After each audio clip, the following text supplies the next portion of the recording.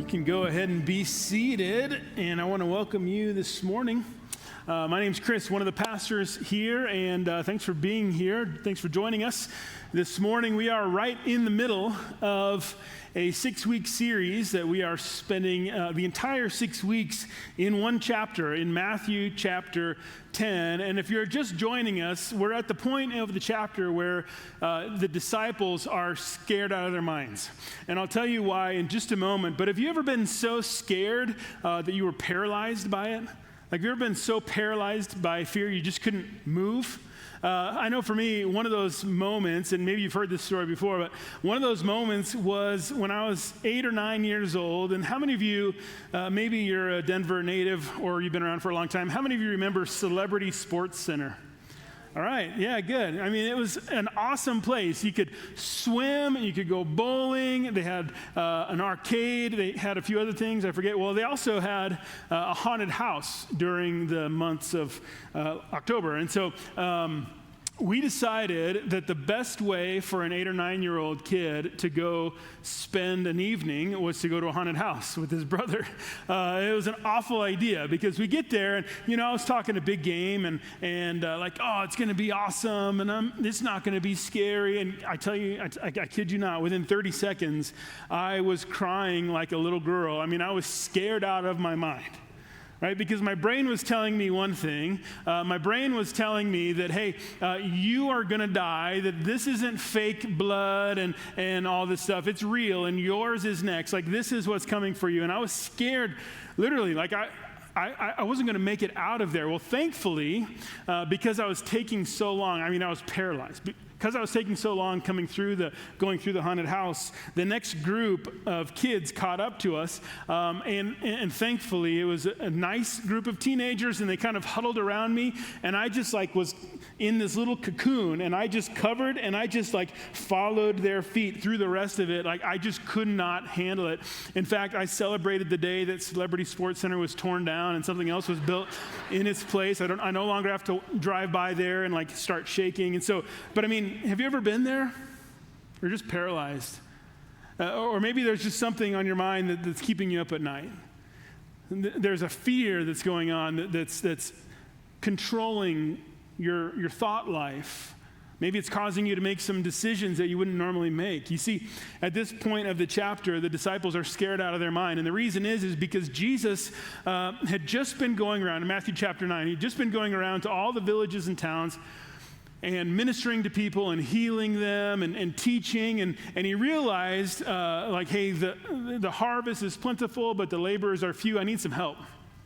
So he calls his disciples around, and he's like, okay, boys, here's what's going to happen. I'm going to send you out among the people of Israel, and here's what you're going to do. You're going to go and you're going to share the good news, all the things that I've told you to keep quiet, we're going to now make known. We're going to go public with this message, and just so you know, they're not going to like it. People are going to hate you. People are going to persecute you. They might even beat you up. They might even drag you into court. You may end up in jail. You might even lose your life. This was like the worst pep talk ever, right? And so feeling like they're being sent out into a losing battle, I just imagine Jesus saying, okay, I see that you're freaked out. I see that your fear is on your faces. Matthew, your chin is kind of quivering a little bit. Peter, you're starting to tear up a little bit. Let me help you out here. And so he starts in verse 26, and he says this: so have no fear of them. Have no fear of them. And that in and of itself, if we're honest, isn't super helpful, is it? Because how do you command an emotion? Have you ever thought about that? Like, hey, stop being joyful. How do you do that? How do you just stop? How do you stop feeling an emotion? Stop being scared, or start being thankful. Like, how do you command emotion? What is Jesus saying? And is it really just that simple?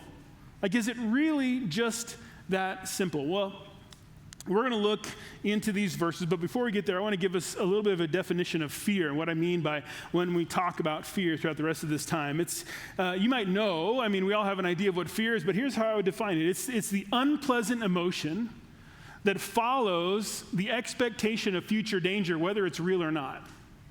You see, when we expect future danger, whether it's perceived like a haunted house, I swear it was real, right? Or it's real danger, fear is the emotion that follows that expectation. I mean, what are you afraid of? Have you ever stopped and thought about that? Like just taking a quick audit of your heart, of your mind, of your life. Like, what is it that you're afraid of? Are you afraid of like economic collapse? Are you afraid of war? Are you afraid of illness? Are you afraid of losing your house, losing a friend, losing your job? Are you afraid of being made fun of at school? Are you afraid of rejection? Are you afraid of losing your spouse? Are you afraid of losing control? Are you afraid of what people think about you? Are you afraid of persecution for sharing your faith at work, at school, in your neighborhood, in your family? Like, what are you afraid of? You see, when it comes to fear, there's 4 kind of natural reactions, right? Like a reflex.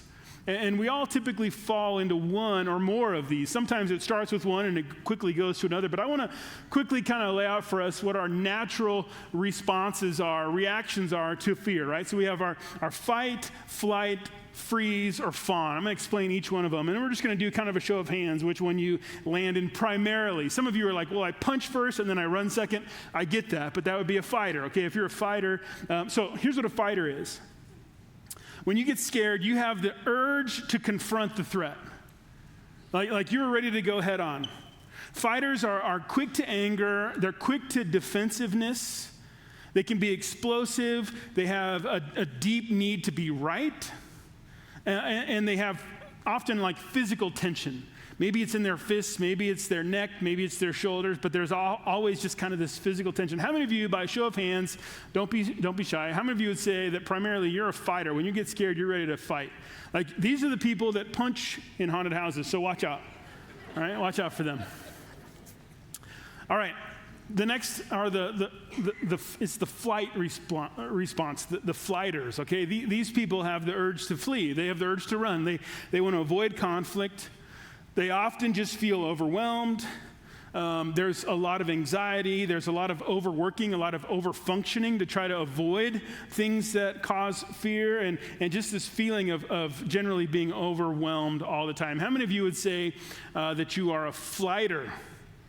You run from fear. All right, some of you just aren't voting. Or maybe we'd have a lot of freezers in here. Okay, here we go. Freezers. These are the ones who just shut down. Right? It's like those goats when they get scared and they just fall over. That's what a freezer is, okay? It's they're unable to stay connected. They check out. They numb themselves. They zone out. Maybe they're disconnected. They procrastinate a lot. How many of you would say that primarily you're a freezer? Okay, all right, we got a few. And then fawn. This one is, think of like people pleasing to an extreme. These people, they have this urge, this unshakable urge to please. They're unable to say no. They have terrible boundaries. They are afraid of conflict, and so they do everything they can to try to just appease people or to appease the thing that's causing fear in them. How many of you would say that you are a fawner? Okay, we got a few. Okay, most of you didn't vote, but anyway, we'll go on from there. We all typically react one way or another, but you know, when you think about fear, it's rampant, isn't it? I mean, there's so much to be afraid of. You cannot scroll on social media. You cannot watch your favorite cable news channel without fear just beginning to rise up in you. Have you ever noticed that? Like, you'll be scrolling for a while, and all of a sudden, you're just like uptight. You're anxious. You're afraid. You're worried. There's something that's now bothering you. Like, it's all over. It just kind of creeps in when we don't even realize it. And let's just be honest that as Christians in a post-Christian culture, it's getting harder and harder to be a Christian. Now, we certainly don't experience the kind of persecution that other brothers and sisters, Christians, followers of Jesus do around the world this very moment. But friends, we know just looking around that it's getting harder, that there is persecution that's rising. Who knows what tomorrow will be and what that will look like for Christians, but you see fear can easily prevent us, can it, from sharing our faith. Fear can prevent us from living in a way that shows the light and the love of Jesus. And so what do we do? Like, what do we do with our fear? I mean, here Jesus makes it sound so simple. Don't be afraid. I mean, I think of like the faucet in the kitchen, right? I mean, you just turn it off, right? You tell your kids, turn off the faucet, turn off the water, right? It's just that easy. Like, just push the handle down. Like, is it that easy? Like, is Jesus making it sound like, hey, don't fear, just like, don't let the water run, like, just turn it off? I mean, how do you do this? How do you? Like, it's one thing to hear the command, which he actually says 4 times in these few short verses. It's another thing to do it. How do we not fear? What do we do with this? How do we see this as an invitation? So we're going to pick up in verse 26 of Matthew chapter 10. If you'd like to follow along, I'd encourage you to do so. And here, this is what he says to his disciples. So have no fear of them. For nothing is covered that will not be revealed, or hidden that will not be made known. What I tell you in the dark, say in the light, and what you hear whispered, proclaim from the housetops. Here, what Jesus is talking about, like those moments when he would go around and heal people and teach things, and he would tell them, hey, right now, don't go tell anybody about what happened. Don't tell anybody that I just healed you. Don't go, like, keep this quiet. Remember those stories? Like, there's quite a few of them. At this point, though, that changes. At this point, Jesus says, now what was done in secret, what I've told you in secret, what you've seen happen in secret, now I want you to go and I want you to proclaim it from the rooftops. And don't let them stop you. Don't let your fear of them stop you. And man, I just think, how many times have I done that? Like, have you ever been there? Have you ever been there in that moment where maybe your heart's beating and you're like, I know I need to stand up for what's right. Or I know I need to speak up against this. I'm the only one. Or I know that this person wants to hear about the love of Jesus, but I'm just too afraid. And so we just stop. We let our fear control us. We let our fear paralyze us.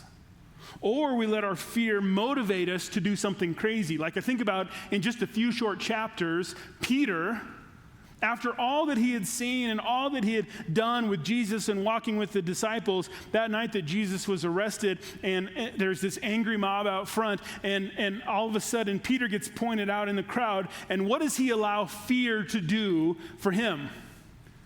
Deny Christ. Not just once, not twice, 3 times. He allows fear to motivate him to do something crazy. Have you ever been there? Has fear ever stopped you from sharing the love of Jesus? Has fear ever stopped you from standing for truth? We've all been there. So then he goes on in verse 28, and just a small kind of warning, it gets dark. It gets a little dark here. He says this, and here's the second command, do not fear those who kill the body. In other words, don't fear them when they can kill you. What? Rather, fear him who can destroy both the body and the soul in hell. All right, wrap it up. Everybody, hands in the middle, right? Like, Jesus, what kind of pep talk are you giving me here? What in the world are you talking about?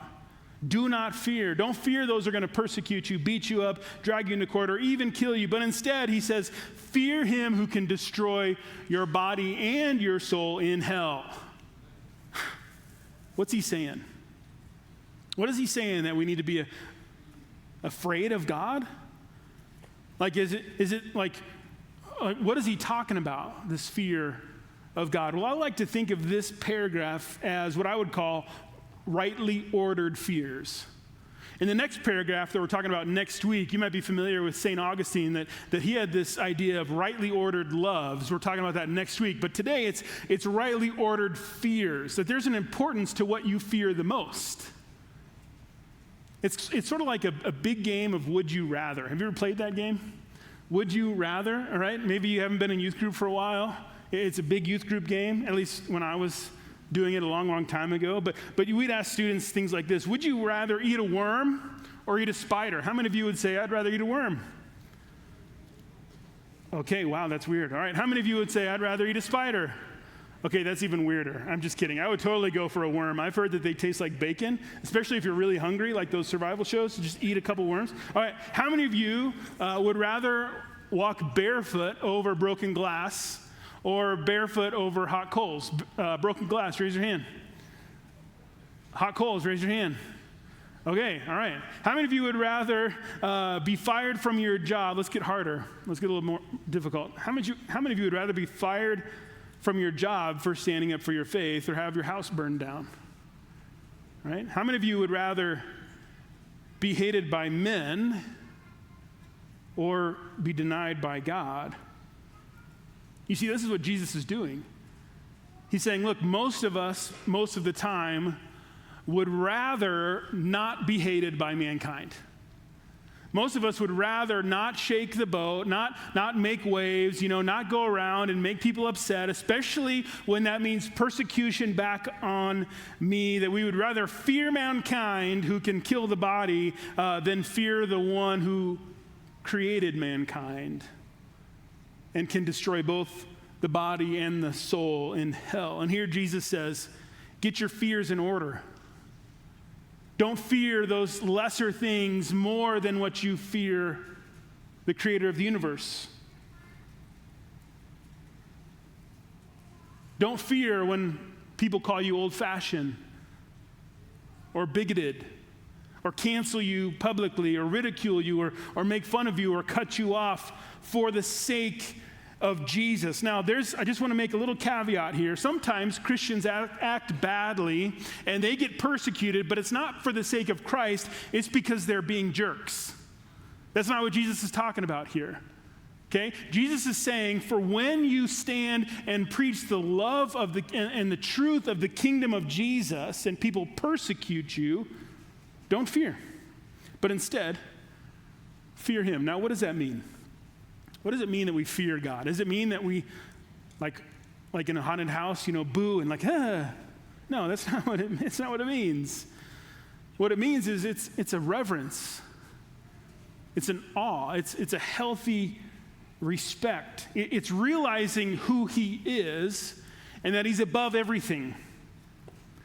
That he not only has the authority over all things, including life and death, but he also has authority over your body and your soul, and he is the ultimate judge over everyone at the end of the day. There's nothing bigger or past him. Jesus is saying, look, I need you to zoom out a little bit. Sometimes when you're afraid, it's because you have a really small perspective, right? Like you see this happening in front of you, and that's all you can see. And Jesus says, I want you to zoom out. I know your eyes are telling you one thing, but I need you to know that there's a bigger picture happening, that God is at work, and that he is bigger, he's more powerful than anything, and that even if they killed you, don't be afraid of them. You see, Jesus is giving us an invitation to change what we fear most. Like, what do you fear most? What do you fear most? You see, when our fears are out of order, we lose. Every time. When our fears are out of order, we get confused. We get lost. Life gets more complicated. We're on a never-ending treadmill of confusion. And here Jesus says, get your fears in order. Fear God more than you fear even the people that can take your life. And then in this moment of tenderness, Jesus reminds us who the Father is and what he's like. In verse 29, he says this, are not 2 sparrows sold for only a penny? Yet not one of them will fall to the ground apart from your Father. But even the hairs of your head are all numbered. You see, Jesus not only paints this picture of ultimate judge of the universe, but also paints this tenderness of the Father. That there's not a bird that dies without him knowing it. There's not a bird that dies without him being aware of it and giving permission for it. And friends, there's not a person alive that he doesn't know the number of hairs on your head. Now, for some of you guys, it's easier for him to count than others.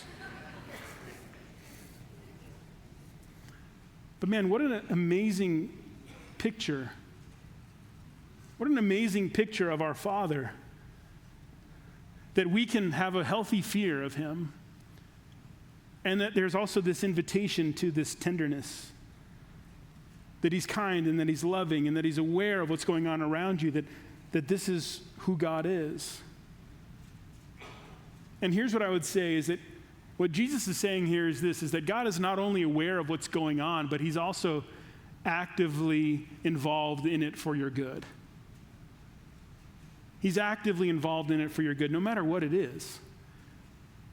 I mean, no matter what's going on at work, no matter what's going on in your neighborhood, no matter what's going on in your life, no matter what sort of challenges and trials and heartaches are coming your way, God is not only aware of it, but he's actively and intimately involved in it for your good. And man, how easy is that to forget, isn't it? So easy to forget this. When life is falling apart, when you are surrounded by enemies, it is so easy to forget God's sovereignty, his presence, his love. And then that only perpetuates our fear, because when we forget that God's involved, we grasp for more control, don't we?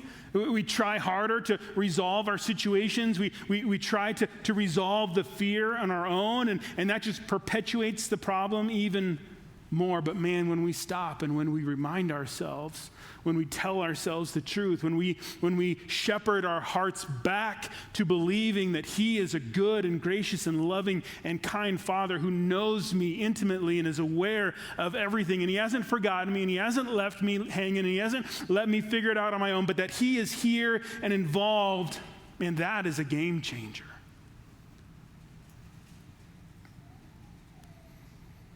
Jesus continues in verse 31 with the fourth command about fear. He says, "Fear not, therefore. You are of more value than many sparrows. So everyone who acknowledges me before men, I will also acknowledge before my Father who is in heaven. But whoever denies me before men, I also will deny before my Father in heaven." Jesus says this: you can choose one thing to fear the most. You can choose one thing to fear the most. And if you choose to fear man, if you choose to care about what the rest of the people say about you more, if you choose to fit in with the crowd more than fearing God, you will lose. Because whoever you fear is who you're going to serve. Did you know that? In fact, that's one way to kind of look at your own life. And it's easy to ask the question, who do you fear most? Oh, well, I fear God. Well, who do you serve the most? Well, man, I work really hard to impress these people. I work really hard to try not to make these people angry. I try really hard to not rock the boat when it comes to my faith or standing up for what's wrong. Well, guess what? Whoever you serve, whoever you obey, is who you fear the most. And here Jesus says, look, if you choose to fear man, well, then I'm going to deny you. If you choose to deny me, I'm going to deny you before the Father. But if you get your fears in order, and if you acknowledge that God is above everything, that he is large and in charge, that he is sovereign over all things, and that you serve him first, that you obey him first, no matter the cost, then I will acknowledge you before the Father. And that's what he wants. And did you catch in verse 31 where he says, you are more valuable than the sparrows? Do you believe that? For some of us, we need to take that and we need to dwell on that for a while, because I'll tell you what, for a long time, I didn't believe that. For a long time, I didn't believe that. I would preach it. I would sing about it. I knew all the verses about it. But for a long time, I didn't believe that. What I believed was that God tolerated me if I performed well enough. I believe that God would put up with me, that he would forgive me only because he had to, but it was more just kind of toleration. That if I did all the right things, if I had a good track record, that his love for me would grow. That's what I believe. That's what a lot of people believe. But friends, here it's taking that and it's flipping it. It's saying, no, you don't have to perform for God to love you. You don't have to perform for God to have affection for you. It's the fact that he does love you that we get to live the life that honors him. It's because he does love me that I get to go into the world as a light. I get to go as a sheep among wolves. I get to go out and for the sake of the kingdom be persecuted for him because he loves me. Do you know that he has affectionate thoughts about you? That in God's spare time, he sits and he daydreams about you. That he sings songs of joy and celebration over you. That he loves you. Man, what an incredible invitation. What an incredible invitation into love, that we don't have to fear the nonsense that's around us, because comparatively, that's what it is. Because we can trust in the love of the ultimate King.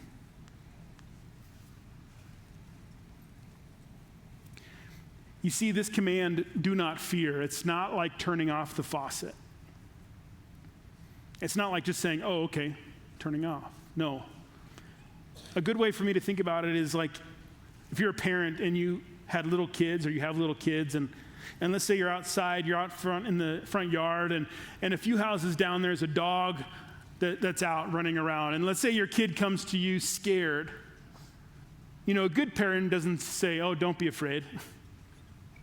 No, I mean, a good parent is going to pick up the child, going to hold them, physically hold them in your arms. You're going to remind them that you as the parent are bigger and more powerful than this little dog. You're going to remind them that you as the parent are more in charge of this kid's life than the dog.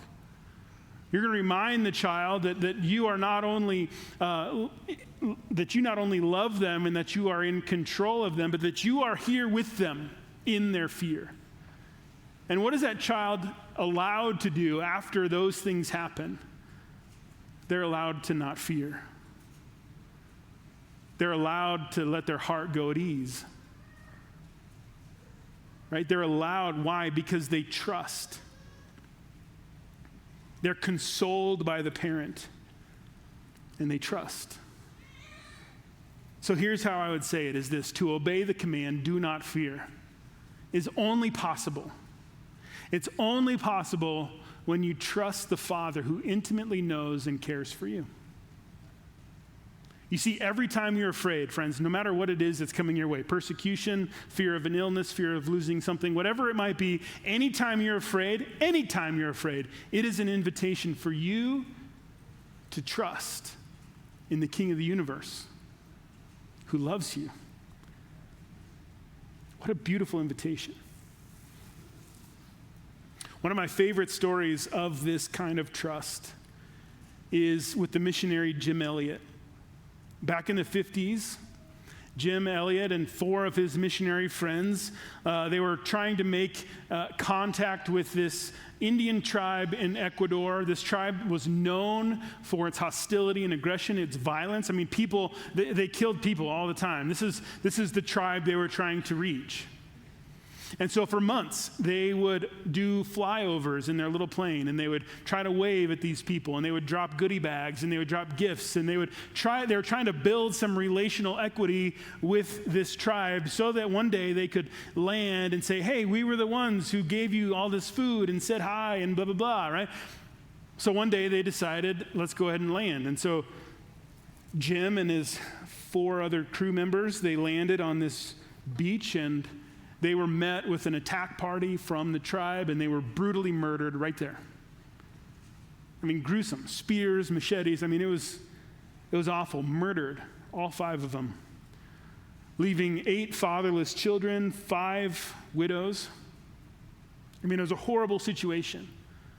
And you could just imagine what would go into the minds of their widows and their children, like especially Jim's wife, Elizabeth Elliot.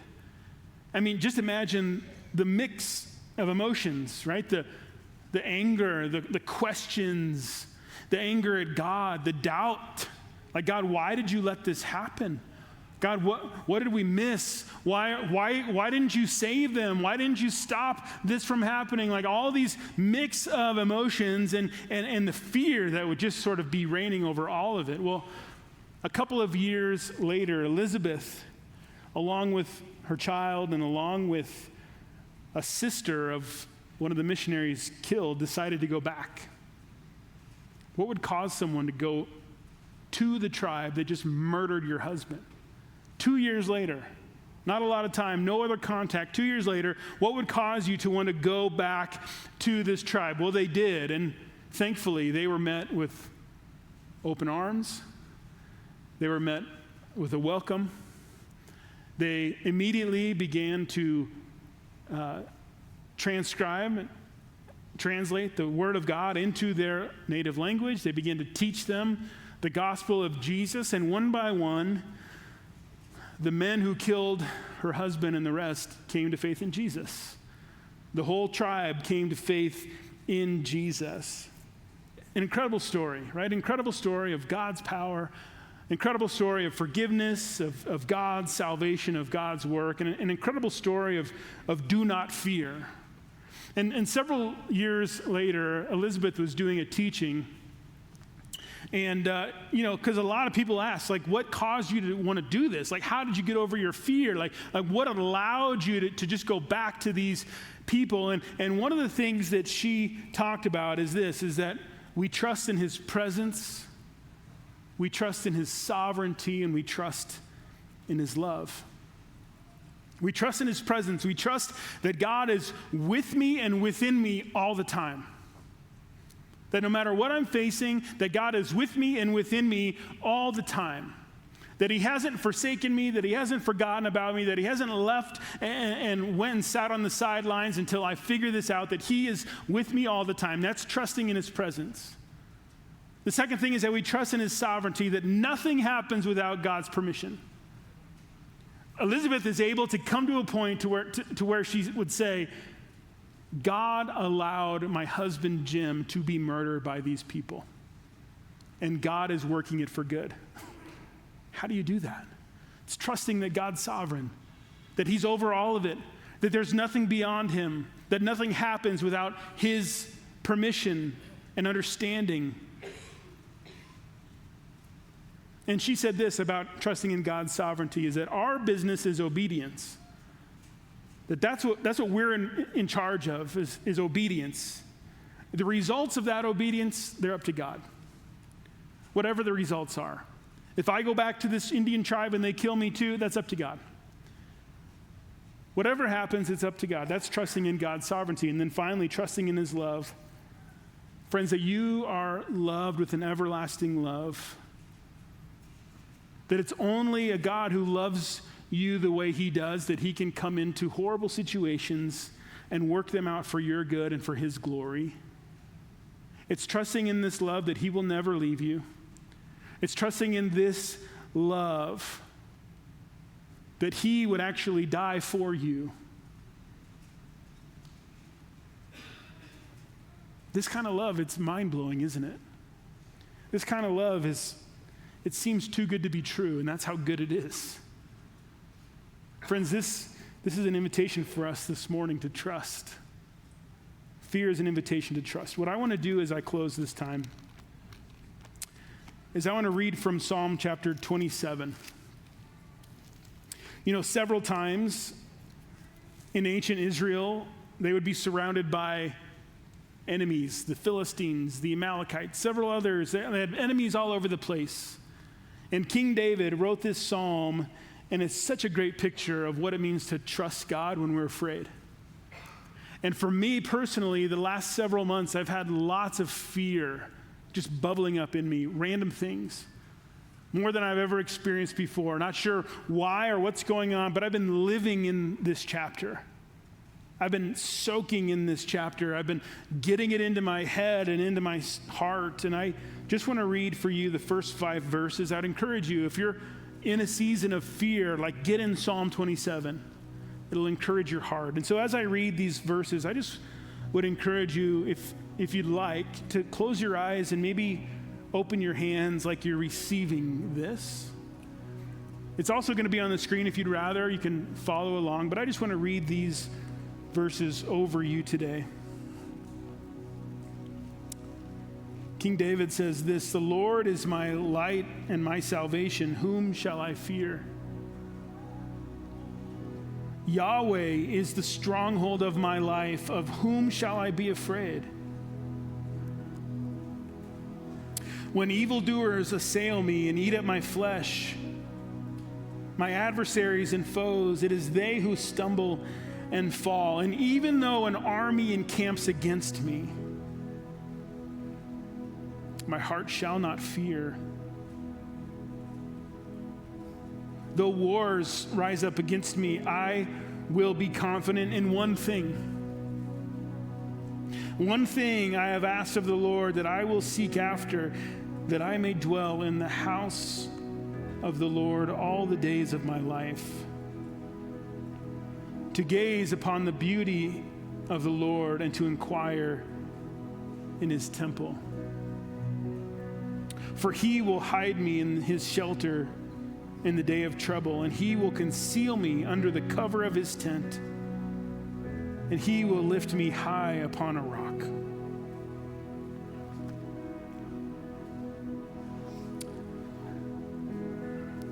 God, I'm grateful this morning that your command to us to not fear is an invitation to trust.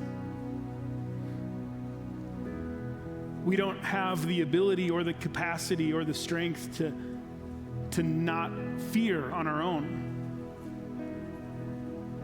But God, when we trust in you, our fears are quieted. God, when we trust in your presence and in your sovereignty and in your love, our fears no longer paralyze us, no longer cause us to flee. But even when an army encamps around us, God, we don't fear because of you. And God, we desire you. We desire that one thing.